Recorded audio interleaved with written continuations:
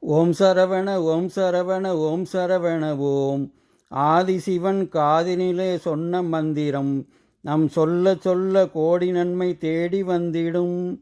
ஆதிசிவன் காதினிலே சொன்ன மந்திரம் நாம் சொல்ல சொல்ல கோடி நன்மை தேடி வந்திடும். திருமந்திரம் அது குருமந்திரம். ஓம் சரவணபவ எனும் குருமந்திரம் உண்டு. ஓம் சரவணபவ எனும் ஒரு குருமந்திரம் உண்டு. அதை அனுதினமும் பாடி வந்தால் நிம்மதி உண்டு. ஓம் சரவணபவ எனும் குருமந்திரம் உண்டு. அதை அனுதினமும் பாடி வந்தால் நிம்மதி உண்டு.